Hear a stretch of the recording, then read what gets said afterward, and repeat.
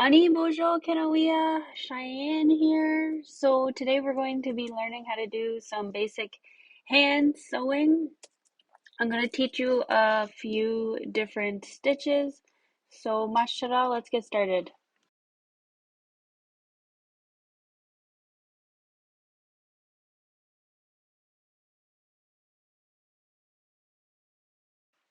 Sorry, I did get cut off here with the video, so I'm just going to explain what's going on. So with this, it is called a running stitch. So what's happening is I'm just going up and down through the material, and I'm making sure my spaces are pretty well even. I did not my thread, and I am double threaded right now. So just up through the material and back down, and then doing it the same on the opposite side, coming up and going back down. And those lines that I made on my material just makes it a bit easier for me to guide me to make sure I'm going straight. Just if you're practicing, I thought it would be a good idea to do that. So back down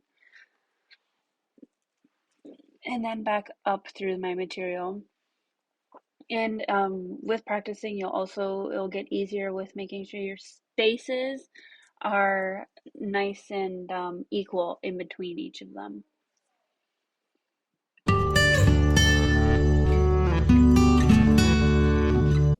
Okay, so here's that stitch on the opposite side because it's kind of hard to see it on the red, but that's what it looks like. And this is just your very basic running stitch. And to knot it off, since I did double thread, I will just cut and knot it here. So I do have different colors of threads to show you the other types of stitches that we're going to be doing. So this is your running stitch, just a heads up. And this is the very easiest one. This is typically what I get people to do when we're doing just basic crafts. So let's move on to our next stitch here. Let me bring this up close to show you what it does look like. But yes, let's keep going.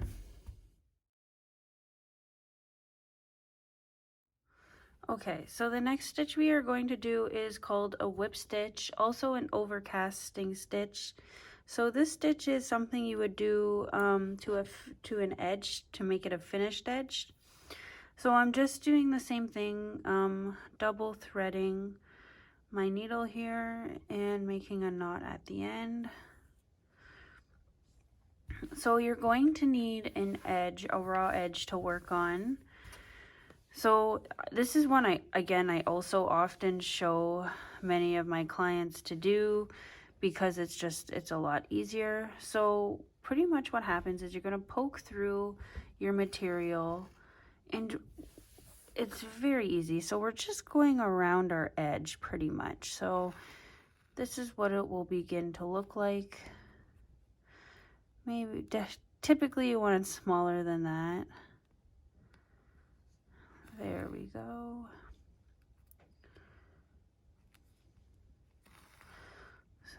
So this is called a whip stitch, but it's also called an overcast stitch on a machine as well.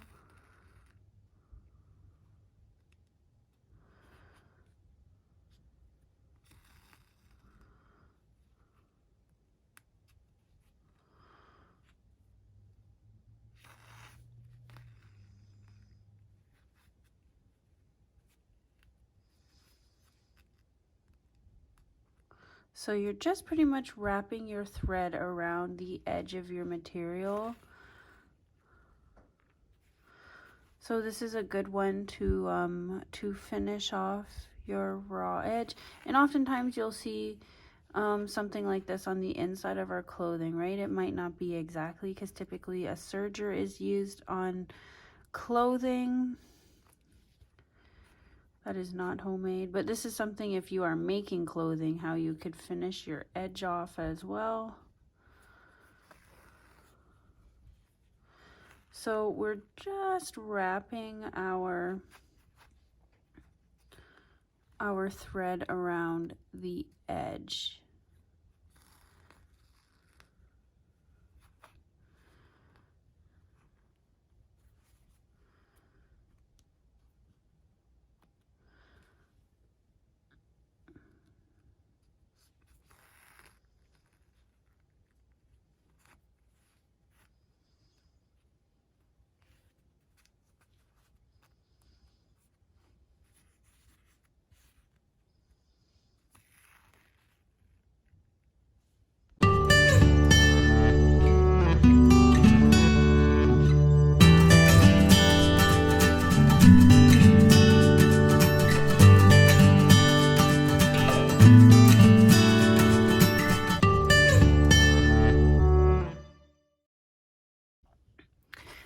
this is what the whip stitch or overcast stitch looks like.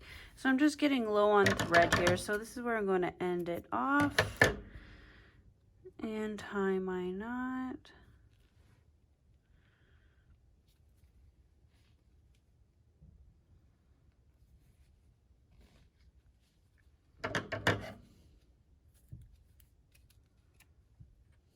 So this is a good way to do a finished edge. So here's, mine aren't as spaced out as they should be, but that's okay. That's what it does look like. And it's a nice way to finish off a piece of your work, right? So, that's the whip stitch or overcast stitch. Let's move on to the next one. Okay, so the next stitch we're going to do is a back stitch. Now this stitch is really good for keeping your stuff together over the running stitch, because if you if one of these stitches gives, it's going to start to all unravel, whereas in the back stitch it's going to stay for a bit longer and you have more of an opportunity to go and fix it. So I'm going to come up just like a running stitch and go down just like a running stitch. Now just repeating it, and what I'm going to do is I'm going to come up. Now this is starting really to look like a running stitch, but it's going to start to change. Now my next step, instead of doing my next stitch here, I'm actually going to go back.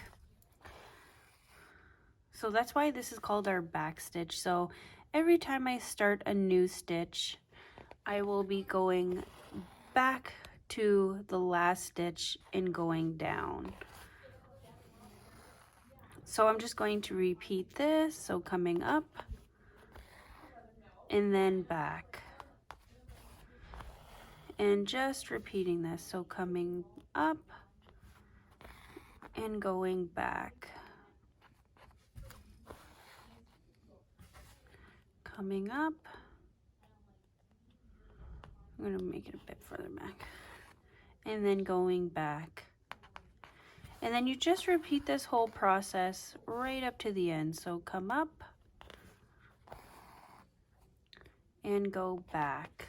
Here, I'll zoom in a bit so you really see what's happening. So come up and then going back.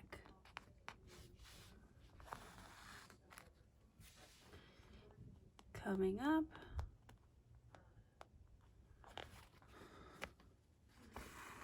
and then going back.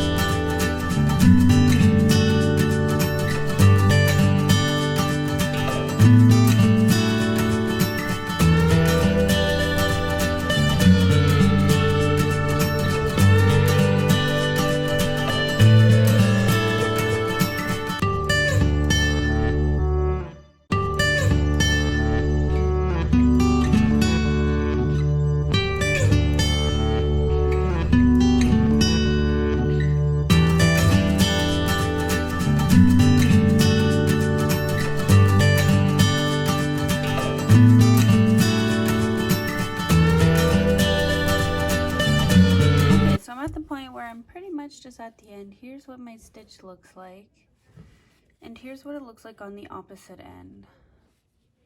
So this is one effective way to get a sewing machine type of stitch without using one. You have that almost like bobbin thread at the back, but it's not really a bobbin, right? So this is a really good stitch to learn when making things because it's a very sturdy stitch. So here I'm just on the back side. I'll show you again what the back looks like compared to the front. So it's almost the same. It almost looks like a lock stitch, but it is not. And there we go. So that is your back stitch. And let's keep learning some more. Okay, so the next stitch we're going to be doing is called a catch stitch. Now this looks like a zigzag stitch and it's kind of invisible on the opposite side that you're working on. So if you want something to not show, this is a really good stitch to use. So it's not just called a catch stitch, it's also called a cross stitch. So yeah, this is just another one. It is a little more difficult than these three that I've shown so far, but I'm positive that we got this. So you're going to want to put the knot where your thread is prominently going to be showing out of. So I'm just going to come right up next to my knot.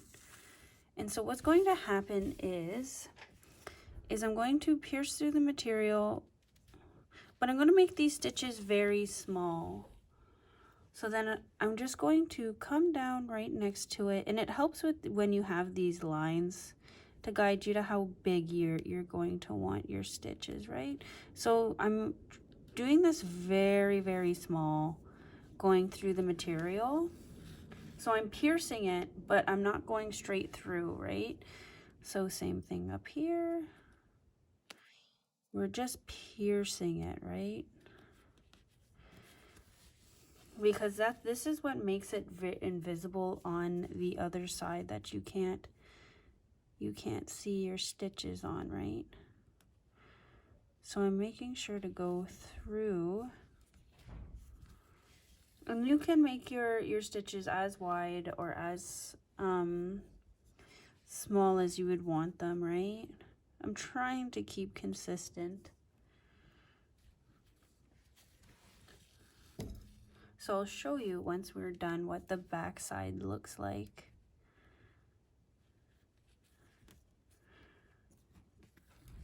So this would be good for like if you're hemming jean pants.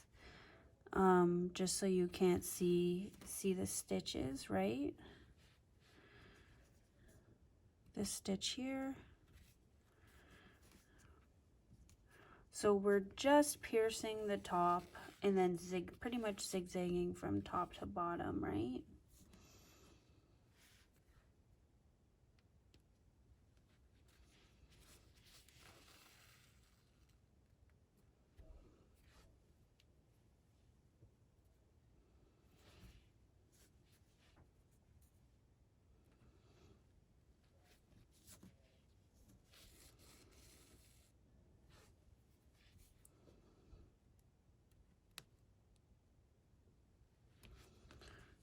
So just going back and forth, back and forth.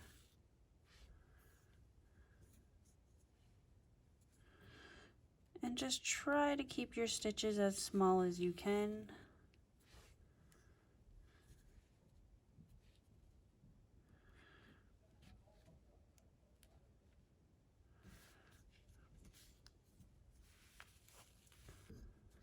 So here is our stitch, our catch stitch that we just done.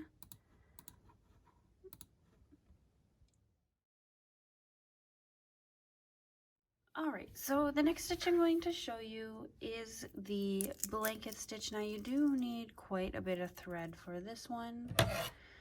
And this stitch is meant to finish edging, particularly raw edging. Now this works best with things like felt or wool, stuff that doesn't fray, right? But if we're working with stuff that does fray, we will just have to do a fold.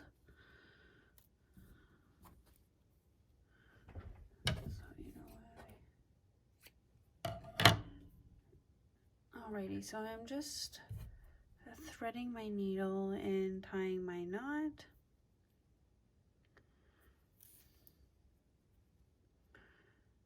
Alrighty, ta-da, let's start. So you're going to need to start at the end of an edge, of course, and I'm just going to fold this down because this is a raw edge that frays, right? So just to begin, you want to go through twice where you're starting, and if you can, start on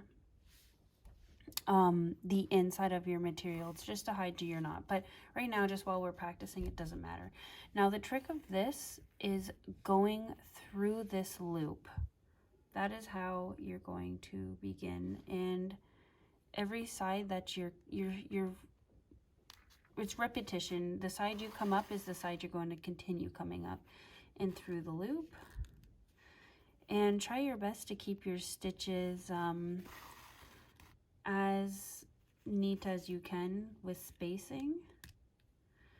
And we just come up through the same spot and going through that loop, right?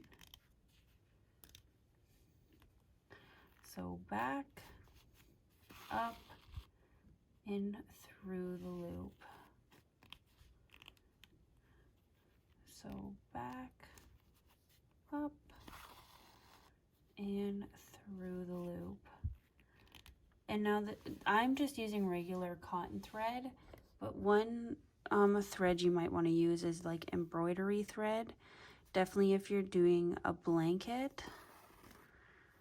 But back through this loop. So this is what it looks like on this side, and this is what it looks like on this side. So this is a really beautiful stitch to be done to finish a raw edge, right? So through that loop. And just keep repeating.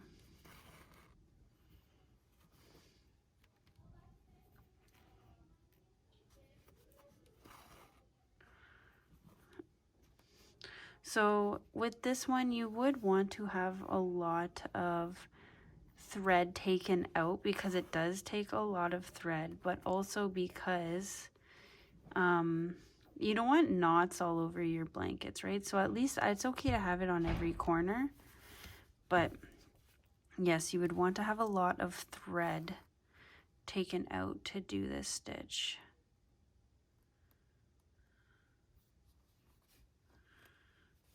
So here is the blanket stitch. So just to remind you, you come down through the same side you started on, up and through the loop. So through the side you started on and up through the loop. Now just to end it off, I will come back and back to the same side my knot is on, and then cut and tie. So here's our blanket stitch. This is a really easy one. Once you get the hang of it, it might take you a few tries to get the hang of it, but once you got it, it's quite easy to do. So I'll just tie that off.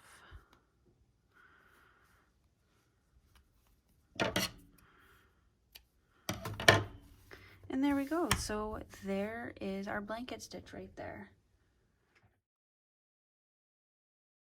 Alright, so the next stitch I'm going to show you how to do is a cross stitch. Now, it's just what you think it would be. So I'm going to come up, my needle is threaded. So I'm going to come up, and we're essentially just making crisscrosses.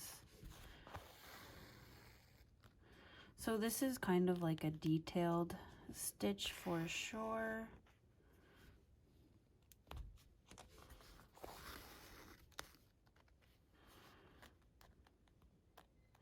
So then coming up, and we'll always be starting on the same one to start a new one. So just back and forth. This one is really easy. It's not hard at all. You will be constantly going through our previous X's though.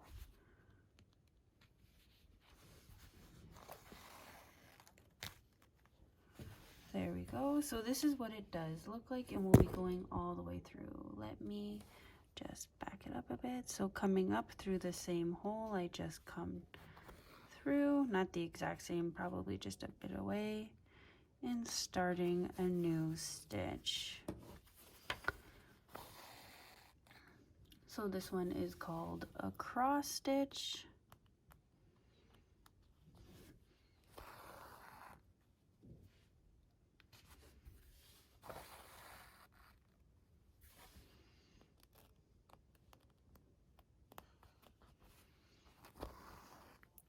And you're just doing this back and forth, back and forth. And it really helps when you put these lines in to do it.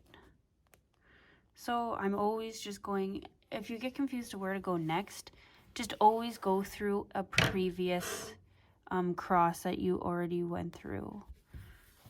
Right? And this is a nice, pretty stitch to do on really anything if you're hand sewing,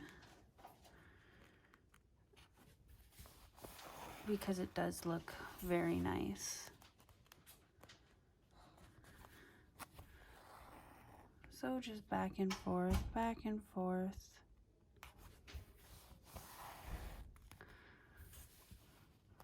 And if you get confused, just come back up where you were already previously at, right? I'm pretty visual, so as long as I see someone doing the stitch, I understand how to do it. And you'll always be constantly going through the same holes almost to start your new ones, right?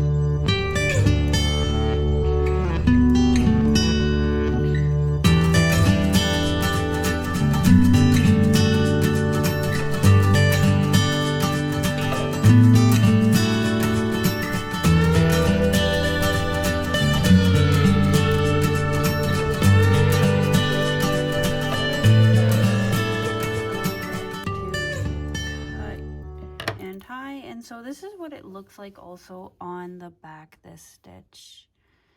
So it does look nice on both sides, and as well as this one's kind of also hidden, I guess you could say, along with our catch stitch, right? So it does hide a bit. This one is more visible across compared to our catch, but it's still something and it's different, right? So here is that.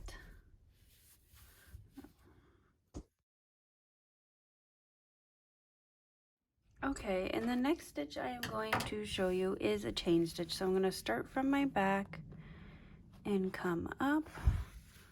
But technically, this would be your back, depending on if you wanted the chain stitch part to be showing or not. This is more of an embroidery type of stitch, but it's still pretty nonetheless and good to use, because I'll show you what it looks like on the back when we're done. But through that same hole, I'm going to come up, and where this begins to loop, I'm going to bring my needle through. Now that's the beginning. So now I'm just going to go through where I started and looping again. So doing the same thing, go through where I started and looping. So at this point you can either loop it like I have been,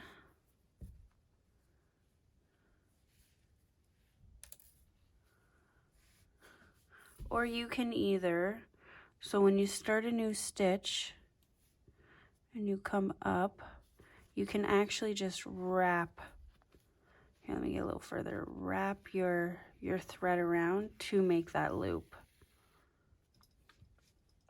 So those are two ways you can do it. So I'll go through them a bit. So I'm going to just wrap the thread around, and that creates that loop, and it's still a chain stitch. And the good thing about a chain stitch is this is one of the stitches that first came out on sewing machines. So our first sewing machines actually did not have a bobbin. They used a chain stitch, which did not need a bobbin. And those typically, I think, were the hand cranks that came out first. So you were spinning the wheel, and then soon after the treadles came along, right?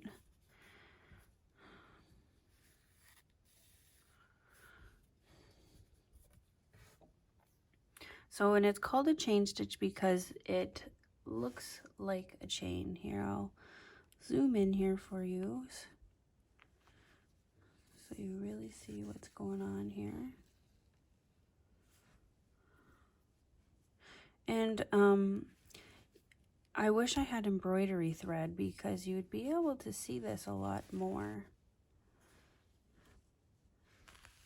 Now I do find when you come up, it is easier when you come up and just wrap the thread around the needle. So I'm just going to wrap that around, pull my needle through.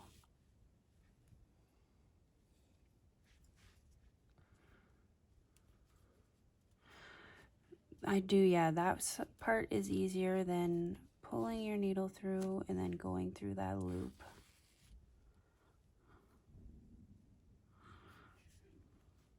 So yes, this way is a lot easier.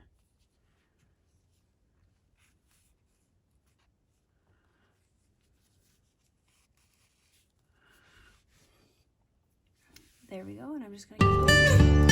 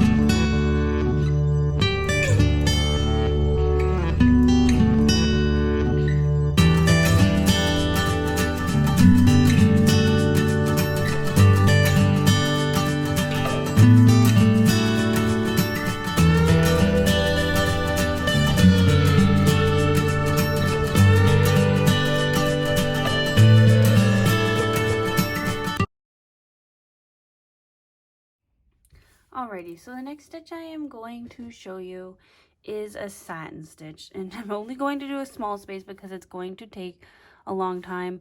For this, if you are doing it by hand, I do pre-warn you would want to use an embroidery thread or something else that is thicker, because this would be so time consuming just using regular thread. So we're just going to start here. I'm just going to bring my needle up here on the edge.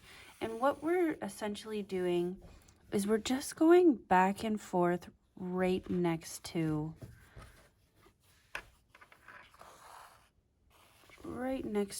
each stitch. So I'm coming right up, right next to where I just finished that one off, and then coming back up.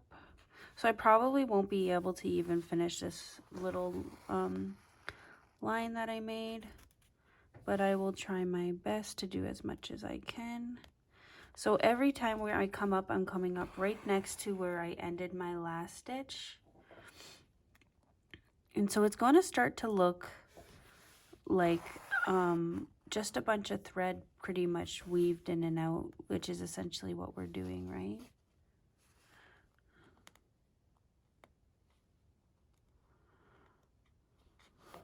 And you could do applique with this stitch, but it would take a long time. Be mindful of that. It would definitely take a long time.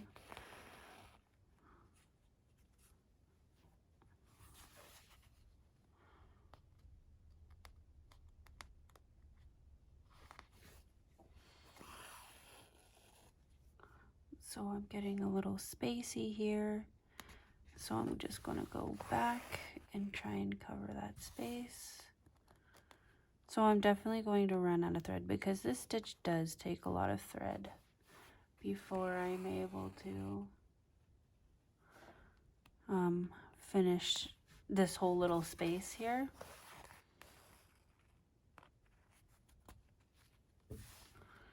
Because you want it to look like almost like one big line, right, of thread without there being much spaces.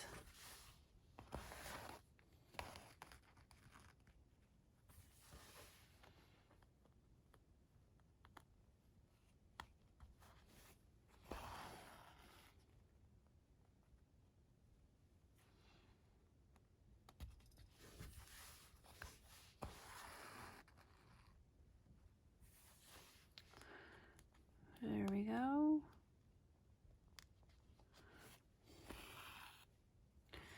So I'm just going to keep going here. So we're just going up and down through the material. I try to come out the same spot though that I ended my last stitch though, just so I'm not wasting as much material in the back. And I'll show you what I mean by that. So I only crossed over really once. It's pretty messy back here. But I only really crossed over maybe once. So I'm trying to stay on the same side that my thread is on.